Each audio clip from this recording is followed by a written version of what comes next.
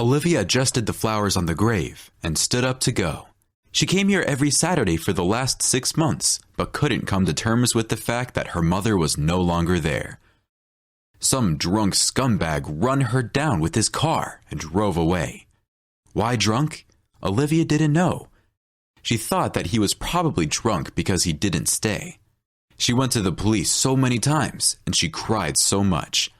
But the investigators only shrugged their shoulders. Olivia couldn't understand why no one wanted to look for the culprit. But once, when Olivia was leaving the police office, a young lieutenant ran after her. "Ma'am, can I speak to you for a minute?" Olivia looked at him with a surprised look. She walked aside from the porch. "Ma'am, you no longer need to come here." She couldn't understand why the guy was looking away from her. "Why? Are they closing the case?" "They're closing the case anyway, but this kind of people doesn't go to jail, and you shouldn't calm down. I don't want to scare you, but if you push it too far, you may get hurt." At that moment, Olivia understood that it was all a game. The police knew who the driver of that car was. They just were not going to tell how, and now they've decided to frighten her. "You're all so disgusting." Olivia started to cry. The lieutenant finally looked at her. "It's life. Those who have more money are always right. No one knows that I'm talking to you. I just felt sorry for you." The guy turned around and went back inside the building. Olivia walked away, wiping away her tears. She couldn't comprehend it. Why is this happening? Where's justice? Why is the world so cruel? Her mom was only 46. She was beautiful and funny. They were so happy together. Olivia could ask her for any advice. And now, Olivia was going to the empty apartment where no one was waiting for her. She walked inside, turned the lights on, and sat down right in the hallway. She had to do something. She had to move on. She could drop out of college and find a job, but no one would want to hire a young, uneducated person. So she needed to continue studying and find a part-time job to pay for the flat and live on. Olivia was in her 3rd year at college. She'd wanted to become a famous designer, but now she thought that the most important thing was to get a degree, and then she could decide where to work. Now she had no support, no one to tell her, "Olivia, you got this, I'm sure. You're the smartest, the most beautiful, the best." After these words, Olivia always felt a boost of energy. She felt that she could take on the world because there was a person who believed in her more than she believed in herself. Olivia got a job as a florist in a flower shop near her house. They had a position for weekends. Olivia had a friend there. She spoke to the owner, had some training, and started working. Her mom would always say, "Olivia, if you do something, do it well. If you can't do it well, then don't do it." With the owner's permission, Olivia started experimenting. She searched the internet for new compositions, arranged flowers, and combined the uncombinable. She made such impressive bouquets that people who are quite well off started visiting the shop often. People wanted to order an unusual bouquet for their loved ones, for their daughter's birthday, or just to make their wife happy. Even elderly people visited the shop. Once, a rich old man came to the shop. He walked around and looked at the bouquets for a long time, and then approached Olivia. "I'm sorry, you're Olivia, right?" Olivia was surprised. "Yes, have we met before?" "No, don't be scared. I've just seen your bouquet once at the event, so I thought I'll also make an order. You see, it's my wife's 60th birthday today. She's sick and probably won't get better. We've spent our whole life together, and I love her as much as I did 50 years ago. I wanted you to make a bouquet for her." Olivia saw so much pain in the man's eyes. She had a hard time not crying. "Which flowers does your wife like? Tell me a little bit about her." In 15 minutes, Olivia had a rough idea of the bouquet she was going to make. She was thinking about the flowers and couldn't hear what the customer was saying. She turned to him. "Sorry, I got carried away." He gave her an understanding smile. He could see that she was daydreaming. "I said the price doesn't matter. When can I pick it up?" Olivia replied, "In an hour." She was walking towards the refrigerators with flowers. The man saw her taking out white roses and light blue gerberas. He lifted his eyebrows in disbelief. He never told her the exact flowers his wife liked. He only told that she loved big bouquets that combined several types of flowers in them. Light blue jaberas were her favorite flowers. He shook his head and left the shop. He didn't want to bother Olivia, so he decided to take a walk. In 40 minutes, the bouquet was ready. Olivia was happy that no one came to the shop and interrupted her thoughts. The bouquet turned out exactly as she imagined it, and even better, because Olivia was making it under the impression of what she saw in the old man's eyes. The bell rang. The old man walked back into the shop. "Sorry, am I too early?" No, you're just in time." She went to bring the bouquet. Meanwhile, a woman entered the shop. She stopped near the shelf with the finished bouquet. Olivia came back, turned around, and froze. The old man also froze. The bouquet was exactly what he had pictured. It was what he needed. The shop went silent. Olivia thought that the man didn't like the bouquet. She said, "I thought that was what you wanted. I thought about your wife when composing it. Don't you like it?" "Do I not like it? What are you talking about? I could have never imagined that the emotions could be conveyed through flowers. Thank you so very much." The man put several bills on the counter. Olivia even got scared. "No, it's too much." "Young lady, it's nothing compared to the happiness that it will bring my wife." The man took the bouquet and left. Olivia looked at the door for a moment and then got back to the woman. "Can I help you?" The woman was wearing an expensive fur coat, too expensive even. This was one of the things that need no price tag to see how expensive they are. "I heard that you're doing wonders. Now I can see that it's true." Olivia blushed and the woman was moved. "Look at that. This beautiful young girl can even blush." Mrs. Ashlyn Watkinson's mood lightened. "I'm all nerves through the day, and this anniversary." It occurred to her that it was the 30th anniversary of her marriage, and it occurred to her that when she was already driving home, her husband never forgot these important dates, or any dates for that matter, but she was forgetful, so she decided to stop by the shop.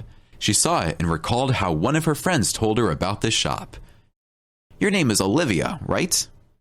"Yes." "Olivia, I'm in trouble.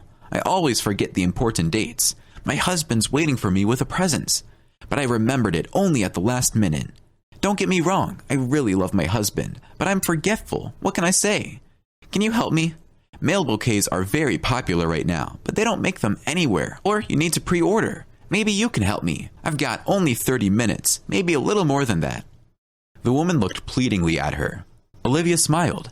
She would compose so many of these mail bouquets both in her imagination and in reality, but no one ever ordered them, and the owner decided not to sell them for a while. Olivia could only dream of making this kind of bouquet for someone, because it was not something that they usually sold. "Of course I can help you, and while I'm at it, would you like to have a cup of coffee?" "No thank you, I'll be fine." Olivia started arranging the flowers. What a lucky day it is! She loved all flowers, but still, there is a difference between arranging ordinary bouquets and putting your soul into it. She finished quickly because she already had an idea in her mind.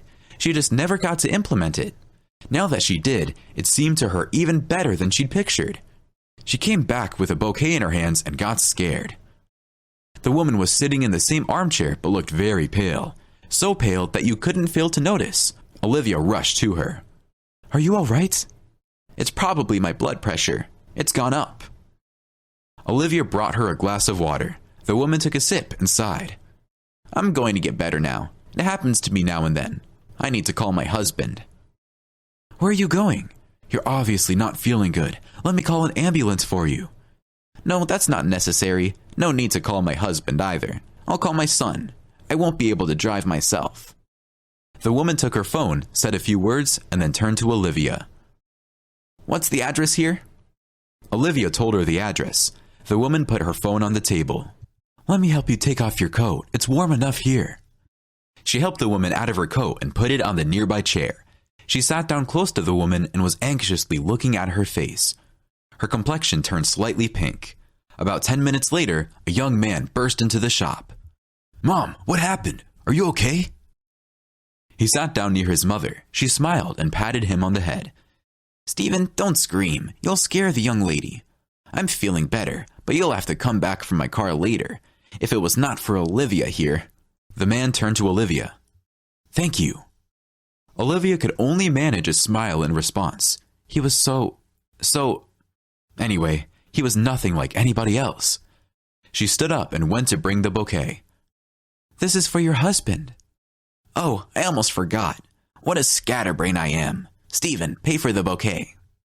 The young man reached for his wallet, looking at the bouquet. "So creative. How much do I owe you?" Olivia told him the price. The man looked at his mother, surprised. She shrugged. He gave Olivia 10 times as much as she asked for. "You should charge more for your talent." He took his mother's arm with one hand and the bouquet with the other, and they left the shop. Olivia looked at the money and thought that she earned more money by making these last 2 bouquets than she's paid monthly. 2 weeks passed. Olivia was home when her phone rang. She just came back from college and was going to take a nap. She spent the last night studying the compositions of rock in the landscape. It was the shop owner calling. "Hello?" "Olivia, I'm sorry to bother you, but we really need your help. A young man from a powerful family came to the shop. He wants you to arrange a bouquet for him. He said that you've made a flower composition for his father before, and now it's his mother's birthday." Olivia's heart was beating so fast, she instantly knew that it was him. "I'm coming." Olivia got up and let her hair down. "No, it's too much." She made a ponytail and put on some mascara. She grabbed her handbag and almost ran. Then she forced herself to slow down the pace and catch her breath before entering the shop. The young man was sitting where his mother sat before. He saw Olivia and smiled. She almost fainted. "Hello, help me, please. My mom is hard to surprise, but I think your bouquet will do it." Olivia just smiled. "Are you going to wait here?" "If that's okay. I took one not really good straight after my mom." "Forgetting all the important dates?" He lifted his eyebrow in surprise and then laughed. "I wondered how she managed not to forget about the anniversary and order such a gift for my father. Oh, Mom." Olivia approached the refrigerators. The owner met her there. She was nervous. "Olivia, do you know who it is?" "Why does it matter?" "Olivia, try and make a good bouquet. And what is he doing here?" "His mother has come here, and now him." Olivia walked past her. The owner watched her go. "I need to raise the girl's salary before someone else takes her away." In half an hour, Olivia brought out the bouquet and gave it to Stephen. "I think that's what you need." He looked in astonishment at what Olivia was handing him. You wouldn't call it a bouquet, but Stephen knew that his mother would appreciate it. Even more so, she would be thrilled. Olivia stayed until the shop closed. First of all, because the owner told her that she was increasing her salary. That was good news. And second, because new flowers had arrived and she decided to help sort them. In the evening, as soon as she got out of the shop, she saw a big Jeep in front of it. Stephen walked out of it. "I've been waiting for you." "For me?" "Yes, I made you come to work on your day off, and for some reason, I was sure you were going to stay until the end of the day. You're probably hungry." Olivia suddenly became aware of the fact that she was ravenous. "You won't believe how hungry I am. Have a dinner with me." "Really?" "There's this good restaurant nearby. I promise to be on my best behavior. No funny business either." Olivia laughed. "Okay, if you do otherwise, I'll tell your mom." Stephen dramatically rolled his eyes. "Not my mom, please." Olivia had the best evening of her life. The food was tasty. Stephen was funny and so good-looking. She felt so at ease, as if she knew him her whole life. Stephen felt the same way about her. He drove Olivia home, but didn't want to let her go. "Olivia, what do you like? Theater, cinema, or something else?" "Can I be honest with you?" Stephen looked at her and laughed. "Be honest." "I hate going to the theater. I know that it's not right, and Mom always got angry with me for that. She told that girls shouldn't be like this. And as for the cinema, I like it even less. You don't get to actually watch a movie, because everyone around is either chewing, spitting, or kissing." Stephen was shocked. It was exactly how he felt. "Olivia, your mom is surely a wise woman. Why didn't you take after her? You're a girl after all." Stephen was smiling, but something about Olivia's face made him lose his smile. "My mom is not here anymore." "Olivia, forgive me. So stupid of me." He got so upset that Olivia felt sorry for him. It's okay, you didn't know. 2 months passed since that date. Stephen came to his parents' house. His parents were having dinner. He sat down. His mother looked at him. Stephen, is everything okay? Mom, I want to get married. Mrs. Ashlyn Watkins dropped her fork on the floor. Her husband also stopped chewing and stared at his son. Stephen was 28 and hated the marriage talk. Son, did I hear you right? Are you feeling well? Mom, you heard me right. The thing is, I'm afraid she'll say no. Can anyone say no to you? Why not? His father interfered. Stephen, you're talking nonsense. Everyone in this city knows who you are and how much money you have. Dad, she doesn't care about my money. I offered her to move in with me and she agreed on one condition, that we were going to live in her flat and that I'll get a job because she has one. She told me, you're a big boy. It means you can make your own money. Why would you take money from your parents?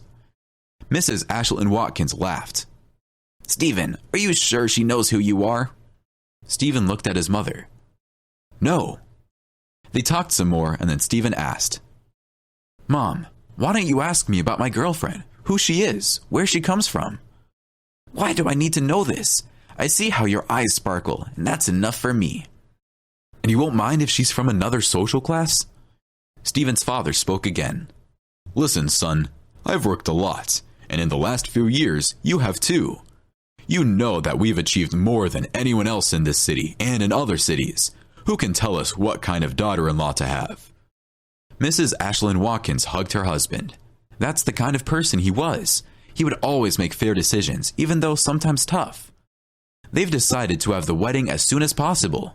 When Stephen introduced Olivia to his parents, Mrs. Ashlyn Watkins clapped her hands.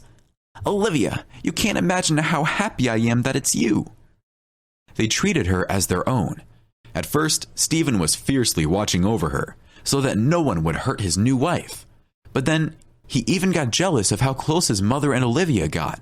They'd become best friends. His dad also liked Olivia. He even took him aside and said, I've seen so many stupid girls with you. I thought you were going to bring one of them home. Where did you find this miracle? She reminds me of your mom's youth so much. Stephen even couldn't imagine that he could love someone so much. He constantly thought about Olivia, and Olivia reciprocated his love. She was not as happy with his expensive gifts as she was with a walk down the street or planting an apple tree together. They've decided not to invite any guest for their 1-year anniversary, just a small family gathering. Miss Corey Osborne, their housekeeper, had cooked several salads. The main dish was baked sturgeon. When she brought it, its smell filled the dining room. Stephen's father sniffed the air. Claudia, I'm never firing you. Claudia laughed, and Olivia ran to the bathroom. She felt sick, so sick that she was afraid she wouldn't be able to make it to the bathroom. Stephen ran after her. Mrs. Ashlyn Watkins anxiously watched after them. Stephen's father asked, What's wrong with her? Only Miss Corey Osborne kept calm. She took away the sturgeon dish. I'll bring it later. Otherwise, the poor girl won't eat anything. Miss Ashlyn Watkins understood. Claudia, do you think... Nothing to think about. She was having a cucumber with a jam this morning. Stephen's father pounded the table and then looked at his wife. Excuse me, is anyone going to tell me what's going on here? Miss Corey Osborne pursed her lips. Miss Ashlyn Watkins smiled. We're becoming grandparents. Olivia's belly was growing so fast that she couldn't understand how someone could live like that. She got very close with Mrs. Ashlyn Watkins. They talked often. Once, Mrs. Ashlyn Watkins asked Olivia about her mother. For the first time in a long time, Olivia told the whole story, everything including the policeman's threats. Olivia was wiping away the tears. That's why she didn't see her mother-in-law's face go pale. Then she went to her room but couldn't make herself rest.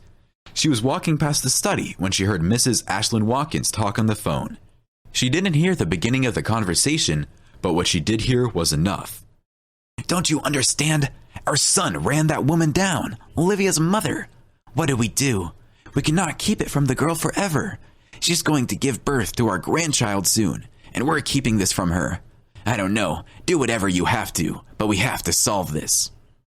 Olivia almost fainted. She should have known that this city's most powerful family was a monster. She lives with a monster. She's going to have this monster's child. Olivia went to her room, packed her bag, and just ran away. She walked away from the den of the monster she loved so much. Stephen was sitting, his hands clutched in his head. Mom, why did she leave? What could have happened? Stephen, I don't know. She went to her room, and I went to the study and called your father. Maybe she overheard our conversation. Stephen jumped up. Of course she did. She thought it was me. He was going to kill his brother. They didn't get on well anyway. Stephen was covering up for him from the very beginning. Own up to what you did. But their mother was crying so much that they sent him abroad. And here, they paid everyone and threatened the girl. Who would have thought that same girl was Olivia? What would they do now? She was to give birth in a month, and now she was gone. Stephen was sweeping the city. His father got the security service involved. It seemed that there was no more places left for Olivia to hide. Stephen lost so much weight that you could only see the eyes on his face. Mrs. Ashlyn Watkins also didn't look well. She was blaming herself for everything that had happened. For asking her husband to send Robert abroad, and for raising him to become such a half-wit. Stephen had no doubt that Olivia had overheard her that day, and she had no idea that Stephen had a brother if his father forbade to mention him in his presence. Mrs. Ashlyn Watkins talked to him and sent him money, but Robert continued drinking and going out. Sooner or later, it was going to end badly. One day, Stephen didn't go anywhere. He was just sitting in an armchair. It was the day their baby with Olivia was supposed to be born. But now he didn't have a wife. He didn't have a baby. He had nothing. He didn't want to live. He didn't care about anything. What was his life for without Olivia? Stephen was sure that if she was alive, she would have been found already. In a month, anything could have happened to her. He decided to take a walk where they would usually stroll with Olivia. His mother rushed to him and asked where he was going. He was really worried for her son, but Stephen's glance stopped her. She was afraid to ask anything. He walked out through those gates, stopped for a second, and walked toward the park. A man came out from behind the garbage cans. Hey, stop! Stephen turned around. A dirty homeless man in a torn-out coat was standing in front of him. Are you Stephen? Stephen lifted his eyebrows. It's me. What do you want? They took Olivia to the delivery unit. She asked me not to tell you, but the doctors treat her so bad because she lived with us. Stephen lost the ground under his feet. Olivia? Yes. Are you not Stephen? He came to his senses. Where did they take her? Where? He grabbed the man's arm and ran to the yard. He screamed at the security guard. Open the gates. Be quick. He put the man into the car, sat on the driver's seat, and hit the gas. Talk to me, quickly, distinctly, and clear. Well, they took her to our district's delivery ward. She's dressed so terrible. That's why the doctors treat her badly and call her names. So I decided to come to you. She would have killed me if she knew. Stephen grabbed his phone and called his mother. Mom, I'm going to the district delivery ward. Olivia's there. I'll explain later. Come. Stephen was driving so fast that his passenger slouched into his seat. Of course, his life wasn't worth anything, but it was still his life. Stephen didn't bother searching for the parking spot. He drove right to the entrance, opened the door, and heard Olivia's voice. Please, it hurts so much. It hurts, she says.